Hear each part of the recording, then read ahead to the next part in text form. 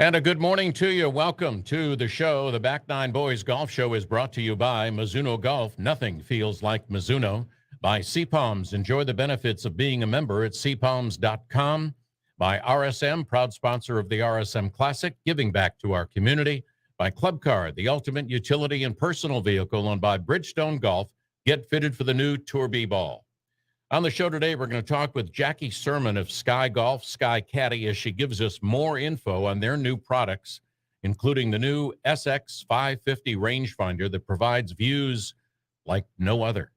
Then we'll talk with Dr. Bob Jones, sports psychologist, and also the grandson of Bobby Jones, about a couple of events going on at the Atlanta Athletic Club, and how he feels that he can help us golfers get into a better mindset before we play and even while we play.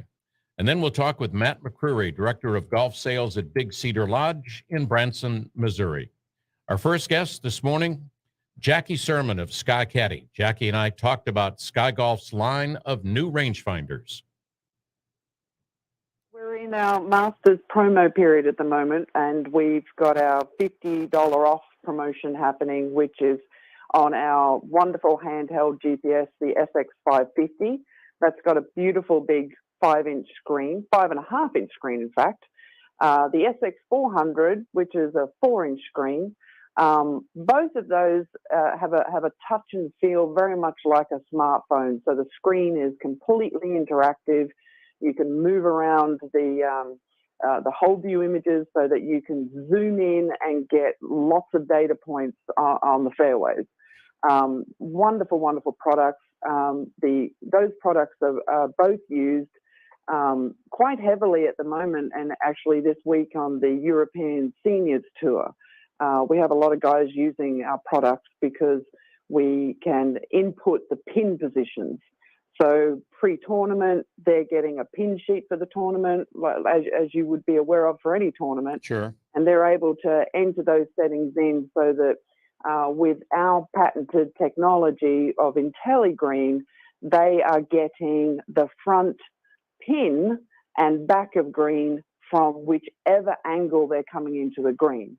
And as you can appreciate, if you're coming into a green slightly off angle, which we'll probably watch a few shots this week at the Masters happen, and you see the caddies having to march up on an odd angle into the green to get that distance. And that could be over a water hazard, that could be over a bunker. Well, with our Intelligreen, he can see exactly what his front of green is over that hazard. He can see exactly where the pin is. He can then move that pin setting around so that perhaps, that's a real sucker shot to go for. But he can move that pin around to perhaps a safer place on the green to play a shot into. So we're very excited about those products. They've got a lot of great features. To give players a good deal of information. They can tune it down for the level of information they wish, but it's all there for them to use. We've got two beautiful watches, the LX5 and the LX5C with a beautiful ceramic bezel on it.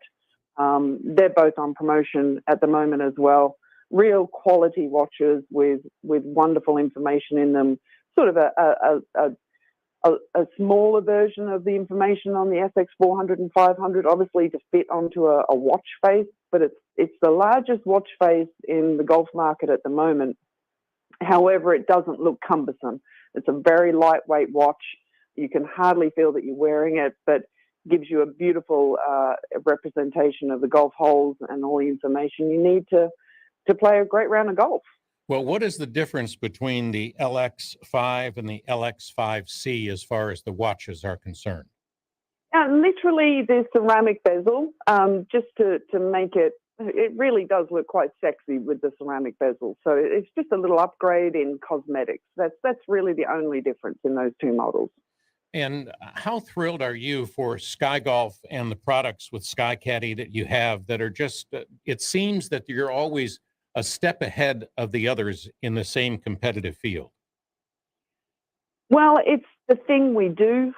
It's been our focus for 20 years, and it really stems from the attitude that we took from the beginning was we want to provide golfers with the best and most detailed information we can.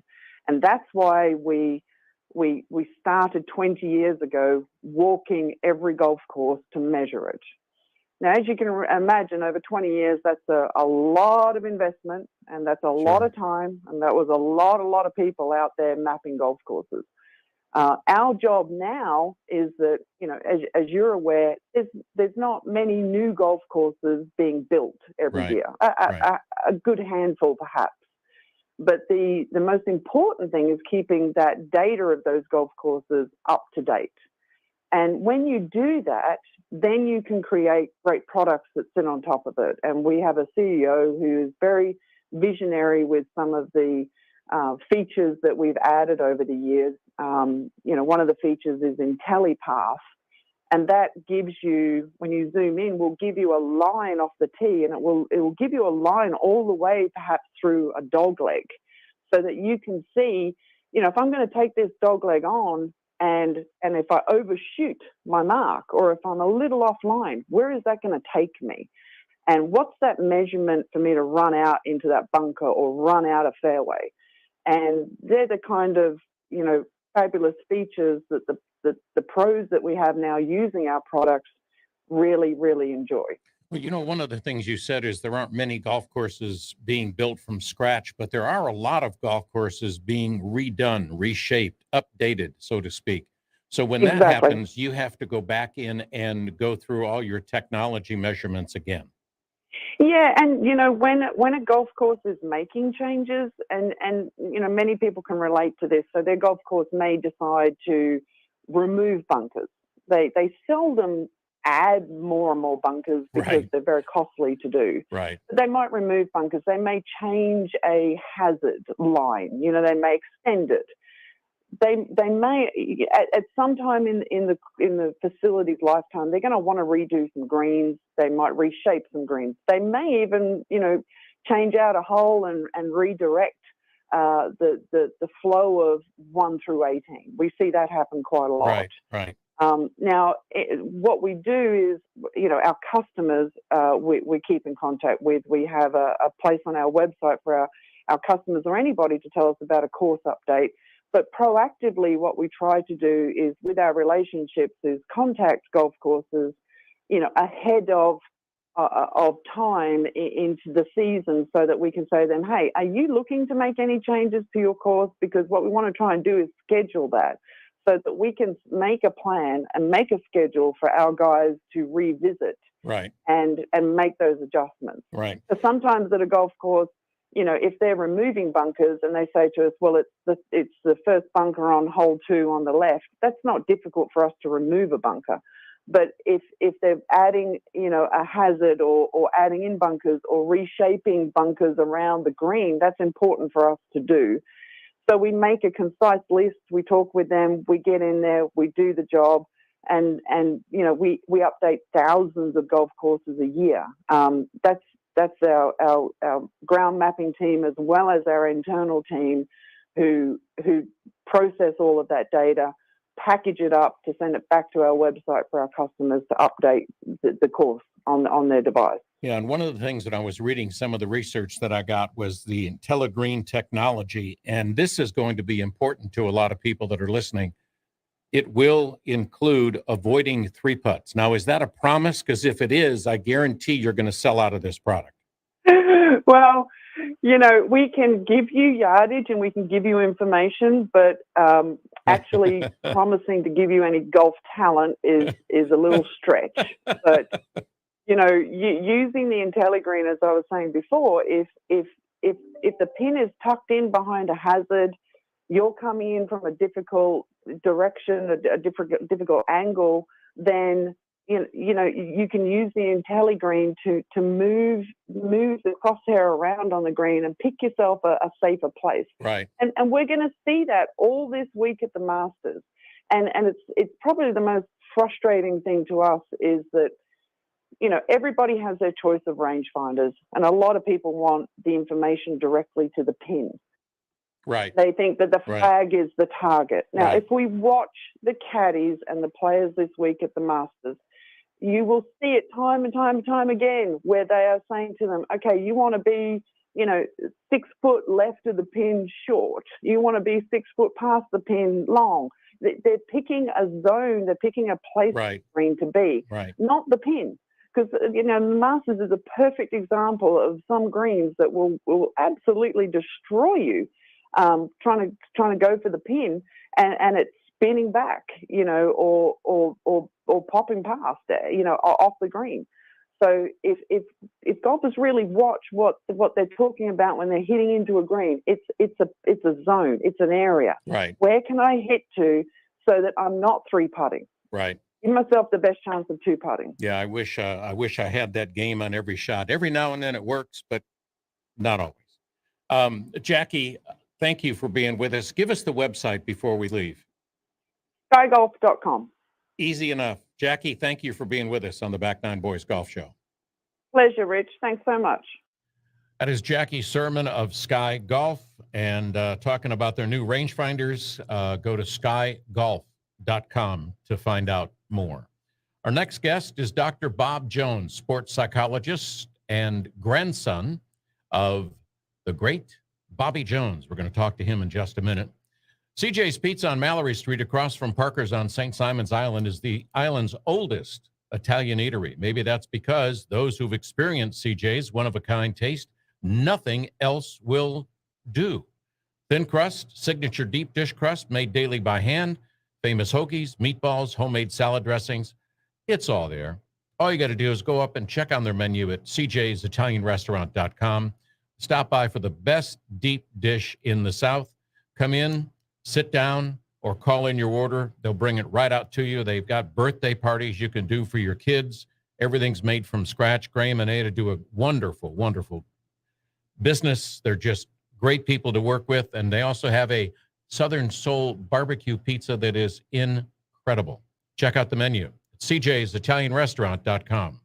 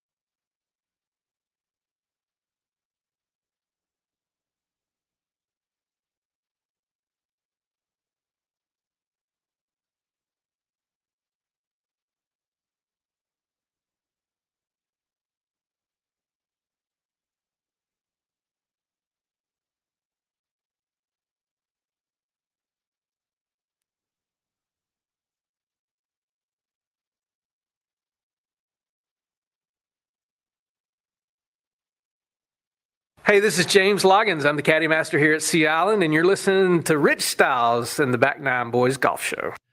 And welcome back. Our next guest is Dr. Bob Jones, grandson of Bobby Jones, but more importantly, a sports psychologist. And we want to talk a little bit about how we can help all of us do that.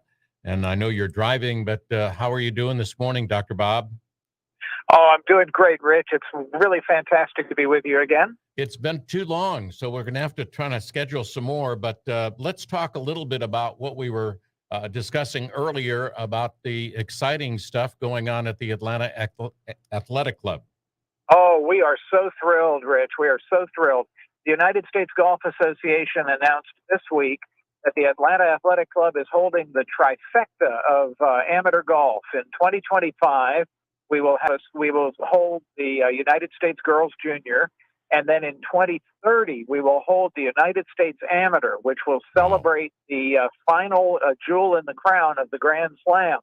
It'll be the 100th anniversary of my grandfather's winning the U.S. Amateur to complete the Grand Slam in 1930, and that'll come up in 2030. And then in 2035, the Athletic Club will be hosting the U.S. Women's Amateur. So we really are continuing our tradition, as we like to call it, of being a host to history. And what does that do, Dr. Bob, for the Atlanta Athletic Club? I mean, it's a great course, great group, great organization, but what does that do? Does that give you more recognition, or just does that solidify the reputation that you already have?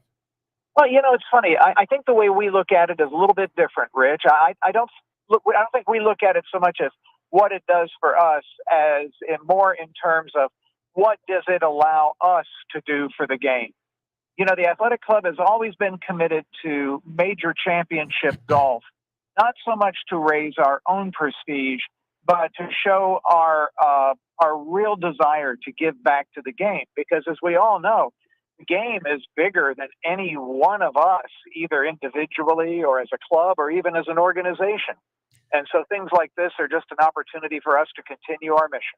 Well, I know that you are very involved in what's going on. Amateur golf is special to your heart, and obviously for that. How much do you think amateur golf has improved over the last 5, 10, 15 years? Well, I think the quality of play is certainly as high as it's ever been. Although you could make an argument that really back in the 40s and 50s, when there were regular amateurs that could have competed on the PGA Tour of the time, that was a good one. But I mean, I do think that amateur golf has the quality of play is good. The way that amateur golf has really made some growth, though, is that it has expanded out to include a much larger percentage of the population. Right. And you're seeing people become involved in the game now that maybe 20, 30, 40 years ago might not ever have become involved, or may have done so when they were much older in life. So I think the biggest contribution that amateur golf is making to the game now is sort of widening the net, so as it were, to include more people.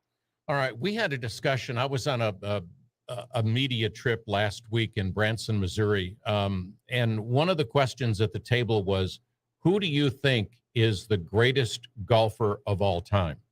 Obviously, big discussion. Nicklaus came up, Palmer came up, Tiger came up, but so did your grandfather.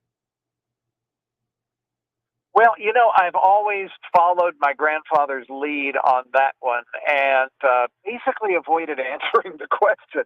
As my grandfather used to say, I think so well, he said two things that are really important. He said, all you can do at any given time is beat the people who are around when you are around. And he always believed that what it took to be a champion in one era is what it took to be a champion in any era. So, and I would stick with that. But the other thing he said that I think was equally as profound is he said that, if you shoot lower than everybody else and you don't cheat, they pretty much have to give you the trophy. Yeah. And I think there's some truth to that. However, in my grandfather's defense, I in that argument, I will add one little thing. Remember that he did what he did with golf clubs that were a little bit more than walking sticks and golf balls that traveled 100 yards less than the ones we do today. And with that equipment, he was routinely hitting shots out there about 275 to 290 yards or more if he needed it. Can you imagine if he was able, and if you turn back time, what he would be able to do, which a lot of people like to, go through this scenario with the equipment and the golf ball that we have now? Well, again, that's sort of hard to determine because remember, the game of golf back then was much more of a feel game than it is today. Right. So you had equipment that had a lot more torque in it. The ball spun more. And nowadays with the equipment and the golf ball that we have, and with the way golf courses are manicured, you can just get up there and just blast it. Yeah. And if you tried blasting it, well, even in Nicklaus's era, you might end up hitting an 80-yard slice.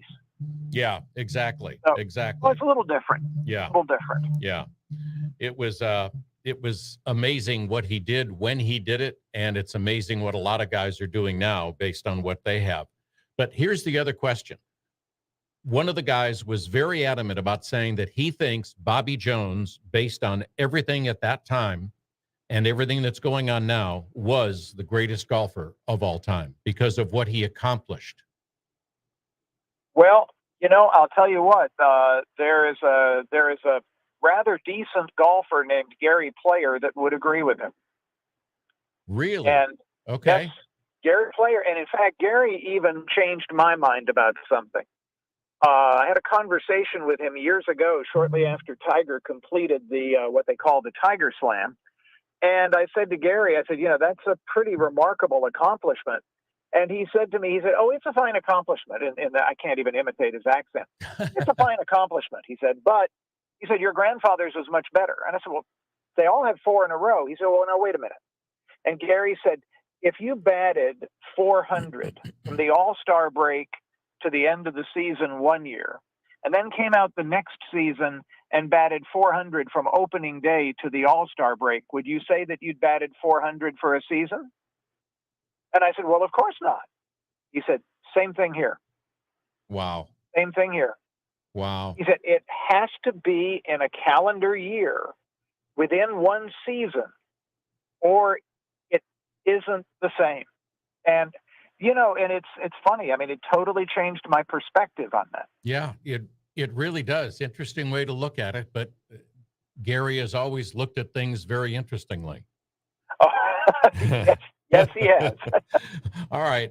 Let's talk about your sports psychology view of us as amateur golfers.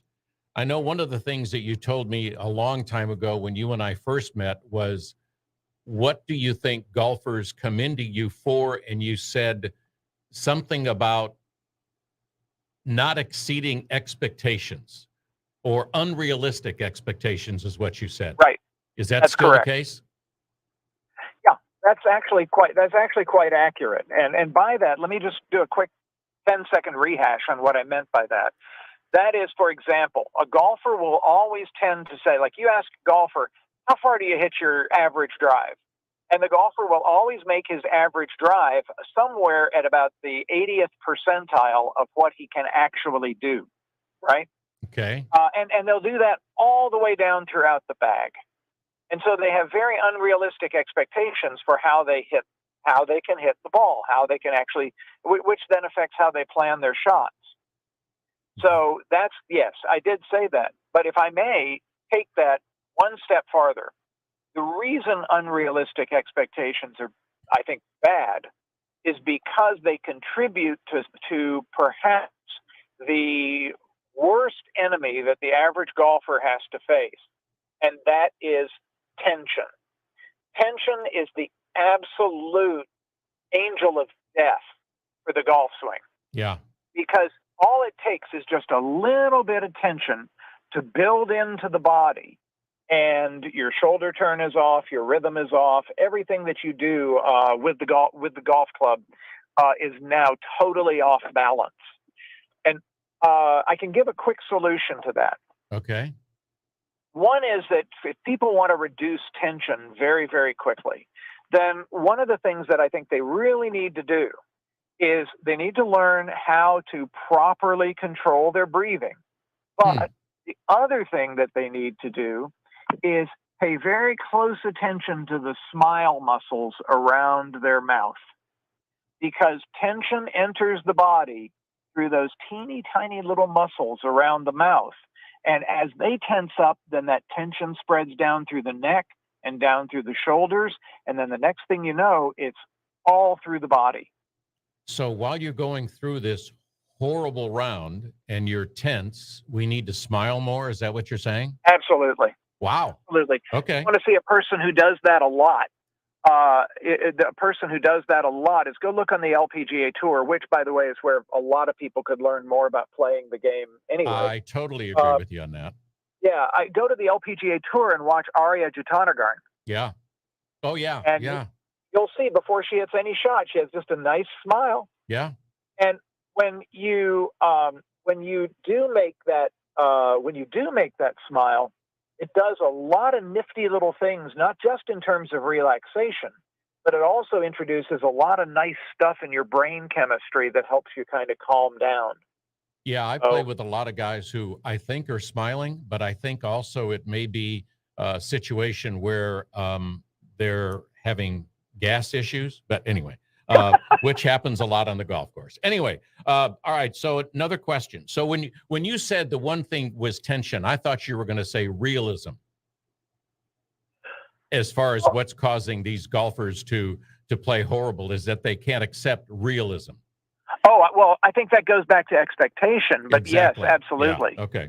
For example, you get a guy, it's like this. I'm going to be 65 in about another couple of months. And, it would be very easy for me to plan my golf bag and plan the way I approach a round of golf in the same way that I did when I was 21 or 22. And I hit the ball a lot farther than I do now. I could do that, and I would have an extremely horrible day on the golf course. But instead, if I can just say to myself, okay, wait a minute, I don't hit the ball 275, 280 anymore. Right. I hit it more like somewhere between 200 and about 210. Yeah. Okay. If I really crank it, I can get it out there 230. Right. Right. Downhill. I plan that accordingly, then I think I have a much better chance of having an enjoyable round with what I have today. And by that realism, I also mean you have to plan your equipment accordingly. Like, I don't carry any iron that's higher than a 7-iron. And I've got a 7, 8, 9, and then my wedges. Right. Why is that? Well, because I can't generate the speed and the spin anymore Right. to get the kind of loft on a 6-iron and up that I used to. Yeah. So why carry it? Yeah. It's changed my game. And I do the same thing, except I don't even carry a 7. I carry an 8, 9, and then my wedges. So it's just a difference of just letting your ego go and making better choices for your game on how you are today. Yep. There's an old saying that ego stands for easing God out. Yes, and, exactly and right. I'm sure there's a golf analogy in there somewhere. Yeah, that would be EGGO, edging golf God out. There you go. Dr. Bob, thank you for being on with us. Always a pleasure. We will talk very soon again. Have a great day. Thank you, my friend. You too. All right. Dr. Bob Jones, grandson of Bobby Jones, also a sports psychologist. Remember that word, tension and smile. I'm smiling at this point. Are you looking for new clubs? That'll make you smile. Try the new Mizuno Irons 922, 923, and the 925s to improve your game. These new Mizuno Irons help you reach beyond. And then look at the new Mizuno driver, their fairway metals, their hybrids. I mean, they're really good. And they're on the way to help you improve your game, improve your score. And also take a look at the new models of the Mizuno putters. They've got a mallet, they've got a blade, and check it all out on MizunoGolf.com. Mizuno Golf, reach beyond.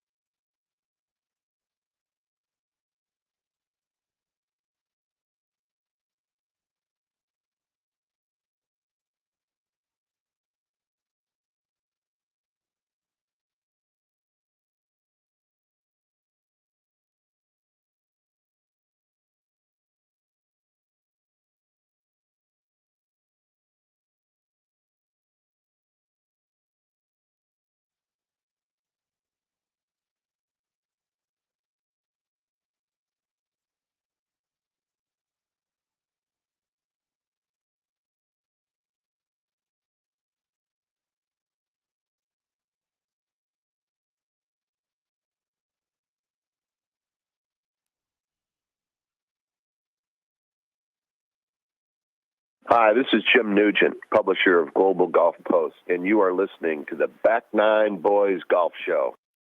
And welcome back. I'm Rich Stiles, and we just came back yesterday from a unbelievable trip to Branson, Missouri. And on the phone with us is Matt McCurry, the Director of Golf Sales and Marketing at Big Cedar Golf. Good morning, Matt. How are you? Morning, Rich. How are you? I'm wonderful. Did you survive our trip from last week?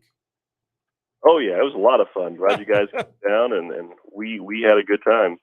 Well, I want to talk about the offerings that you have there, but first, and each of the golf courses. But first, you're located deep into the Ozark Mountains, Big Cedar Lodge, Big Cedar Golf. Tell us a little bit about it. Yeah, so as you mentioned, we are located in the heart of the Ozark Mountains. We are a family-oriented resort that was opened by Bass Pro Shops founder Johnny Morris. The resort kind of started as a lake retreat on the shores of Table Rock Lake, but over the last decade has built some world-class golf courses. So it's really grown from there and really created kind of a middle-of-the-country destination for golfers to want to try something new with some brand new courses. And one of the things that I liked about the information and what you and I kind of talked about with all of our group was that Johnny really likes people to be outdoors and enjoying what the outdoors and the beauty and the nature has to offer.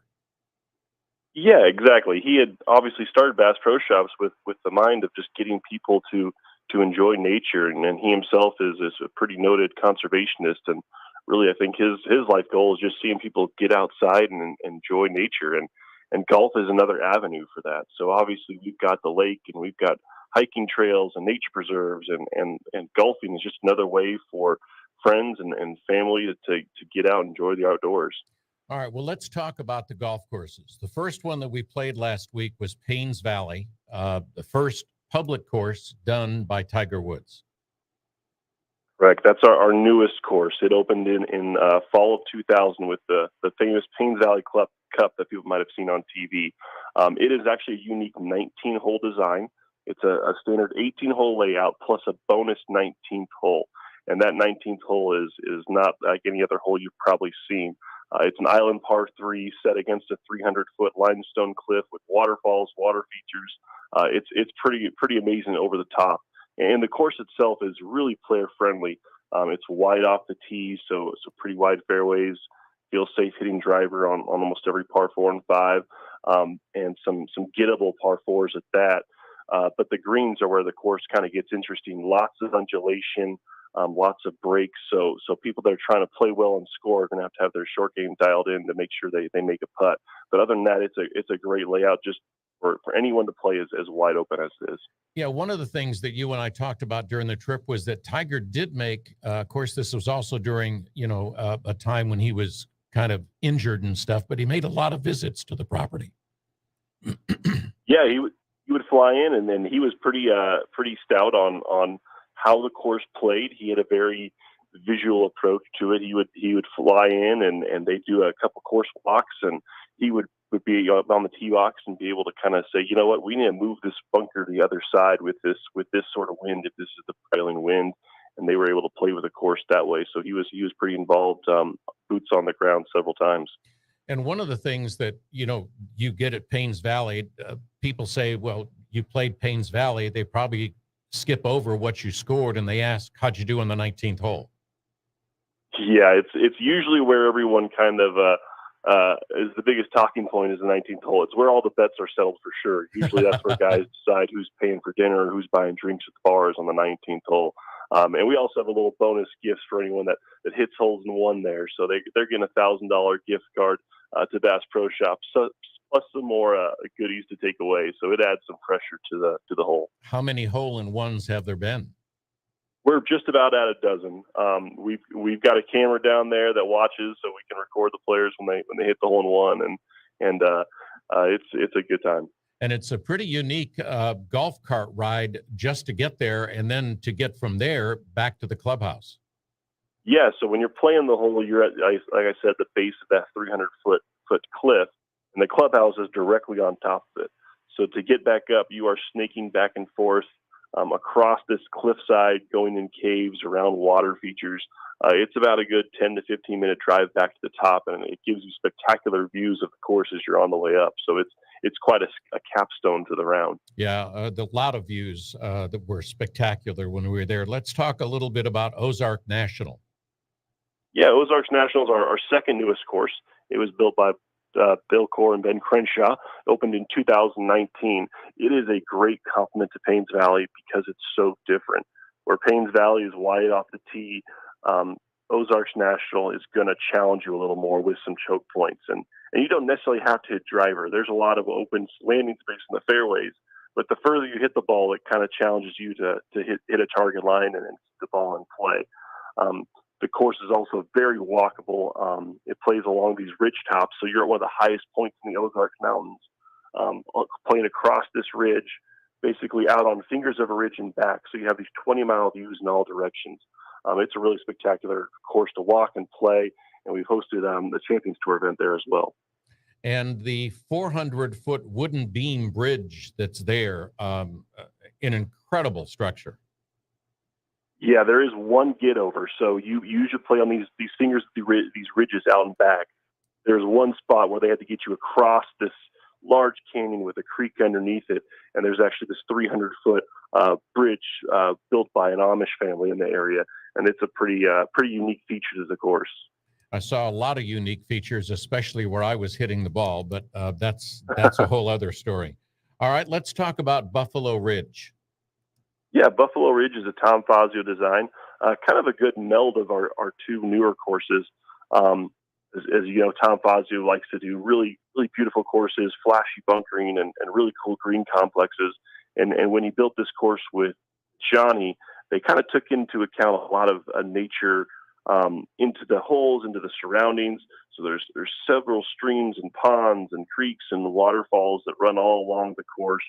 There's caves, there's limestone rock features, and there's even actually live North American bison roaming around the property. So several spots that you're playing, it's pretty easy to spot a family of bison, whether it be our great white bison, which is roaming out there, or a couple of babies kicking around with their parents as well. So it's a great nature course, is what we'd like to call it. Yeah, and Tom, whenever he builds a course, he does challenge you in a lot of different departments, and one of those are where he puts the sand traps.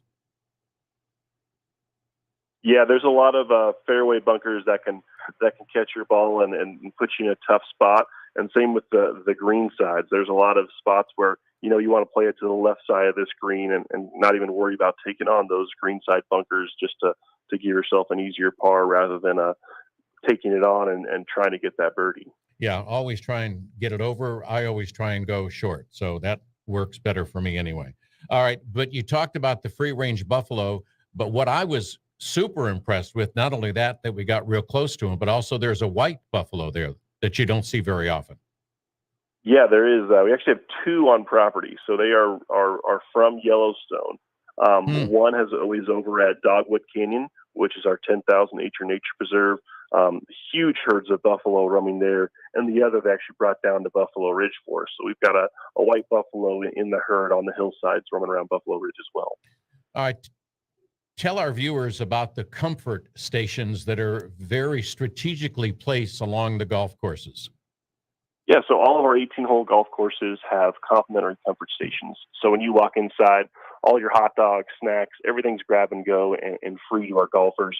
Obviously, any alcohol is being paid for just because that could get out of hand with some golfers. But the unique offering inside those comfort stations, is our Bison Hot Dogs. Oh. So at Dogwood Canyon, we actually have a bison farm and production area. So we are able to make our own bison hot dogs, which are offered free to golfers on the course. And they've been a big hit there and kind of the staple of Big Cedar Golf's snack shacks. Yeah, and you kind of breezed over it, but if you didn't hear this, it's complimentary. So everything except the liquor and some of the drinks, but it's all complimentary. I mean, it just blew my mind. It was great. Yeah, it's a great offering. You kind of see that a lot with the all-inclusive resort offerings in Mexico, and Johnny wanted to kind of have that same sort of experience when you're there. When you walk in the turn station, it's not a line to pay. It's, hey, what, can I get you a hot dog? ice creams grab and go. There's snacks, nuts, chips, anything you need. Just kind of makes it a really nice service experience and just kind of a bonus for golfers, really. Yeah, customer service at your place was just fantastic. And Matt, we got to do a customer service for our own. We got to take a quick break. We'll be back with Matt McCreary from Big Cedar Golf right after this on the Back Nine Boys Golf Show.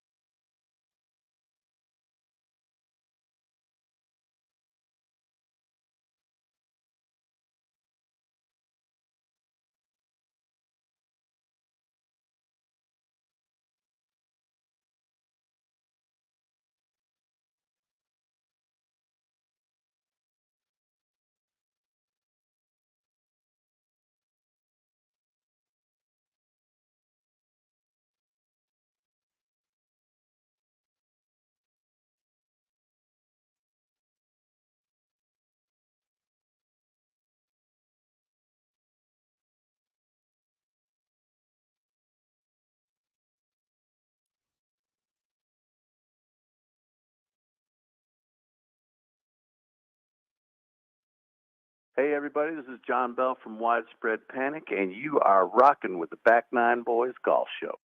And we are rocking back talking about limestone rocks and cliffs with Matt McCreary, the director of golf sales at Big Cedar Golf. Matt, let's talk about the other two golf courses. One of my favorites was Top of the Rock. Just a great design. Yeah, so we actually have two par 3 courses, and both of them are very unique in their own style. The first one is Top of the Rock. I kind of like to describe it as a mini Augusta par 3, but none of our par 3s are pitch and putts. A lot of people assume, you've got a par 3 course, I'll just take a couple wedges and a putter and I'll be good. Right. But all of our par 3s, you're going to need your full bat except maybe driver and 3 wood. Top of the Rock is a par 3 designed by Jack Nicklaus. It sits kind of high above Table Rock Lake, so while you're playing, you have these great views of the lake. But the course itself is kind of a mini botanical garden. There's several lakes and ponds and streams and manicured shrubbery and greenery and flowers. And then there's actually a couple holes that have some pretty unique water features, including a true island green, one that's completely surrounded by water with just a bridge that goes across. But a really, really great course. And with the first par 3 course to actually host a professional event, which was on the Champions Tour. The first one was in 2014, which was the Bass Pro Shops Legends of Golf. And how did that go? How did the pros think, and how did they play it? So it was a pretty unique event. It was a 2-man team event, and obviously it was on a par 3 course. So it was a completely different setup. But a lot of the guys liked it. I mean, because of one, the format, so they got to play with a buddy and kind of have some fun out there. But also being in the area, a lot of those guys are fishermen, so they would play golf and go fishing in the evenings. But when they played the event, they would do 3 days. Each player would play 2 rounds of 18 at the par 3 course. So they'd play basically two rounds a day on Top of the Rock. Another day they'd play Buffalo Ridge, and then on the final day, everyone would play Top of the Rock. They'd alternate between best ball, between alternate shot. It was just a really unique event, kind of like the Zurich Classic on the PGA Tour. Yeah, well, tell us about Arnie's barn. I thought that was just, great food, great place to go. But tell us about that. Yeah, so Arnie's Barn is a lunch spot directly above the Top of the Rock Pro Shop, and the name is pretty true to self. It is actually a barn that was from Arnold's property in Latrobe, Pennsylvania. So Johnny had met Arnold over the years, and eventually offered to buy this barn from his property. And a group of Mennonite family brought it over piece by piece and reconstructed it on our property. So inside this giant barn, there's lofts and the original hundreds of year old wood beams that make up this barn named after Arnie, and it's full of really cool golf memorabilia from the big three with Jack, Gary, and Arnold. So a lot of Masters memorabilia and some pretty good views of the lake and the golf course as well. Well, as you mentioned, Gary Player, let's talk about Mountaintop. Yeah, so our other par 3 course is Mountaintop. It is a walking-only 13-hole design, and being that Gary Player is obviously, as everyone knows, a big fitness buff, and Johnny's mission of getting people to enjoy the outdoors, it was kind of a perfect marriage to have it be a walking-only course. It's under 2 miles. It's pretty flat. It's sort of like Ozarks National in the sense you're playing at one of the highest points, and you really don't go down or up into the valley any, so you've got these great views and a pretty easy walk. But the difference between Top of the Rock and Mountaintop, at Top of the Rock, it's a lot of forced carries, a lot of water in play. Definitely have to get the ball in air, whereas Mountaintop is a pretty open plain area. It's all zoysia grass with some native areas blended in, but there's no forced carries. So we've had junior tournaments there for kids as young as 7 just because they're able to skip the ball there. They don't have to worry about getting the ball in the air. But the holes are challenging enough that, they're up to over 200 yards in some places from the back tees. So, as I said, it is not a pitch and putt, and the greens there have a lot of amazing movement and swells. So it's more of a kind of a short game putting course when it comes down to scoring there. But really good complements to each other. Where one, as I said, is forced carries, the other's open area, but more intense greens. But both of them have great views and are great spots to play those sunset rounds at the end of the day. Yeah, it was a great way to end our day, end our trip, but it was fantastic. Tell us about lodging at Big Cedar. There is a lot of lodging. We've got over 300 rooms with it's hard to even count the styles of accommodation. We have several lodges that are king and queen rooms, so you could come with a couple or double occupancy for a buddy. We've got lakeside cabins and cottages. We've got golf cottages. We've got specialty accommodations that are more like 8-bedroom kind of mansions and villas. So there is something for everyone. And at the golf course, there's our brand new Paynes Valley cottages, which sit right along Paynes Valley. They come in 1-bedroom, 2-bedroom, or 4-bedroom. You stay right on the course. Awesome. You have the best views. And if you're staying in the 4-bedroom units, you actually have your own private putting green. So something to add to the trip even more in the evenings, to come back to the room and putt around with your buddies before you go to bed. Matt, give us the website. We've got about 30 seconds. You go to bigcedar.com and we'll have all the information you need there. And you guys do a great job of merchandising, Merchandiser of the Year. I mean, congratulations. Matt, thank you for your hospitality, and thanks for doing the interview this morning. Absolutely. Thank you. Hopefully you come back soon. We will be. Matt McCreary, Big Cedar Lodge and Golf. Go to bigcedargolf.com.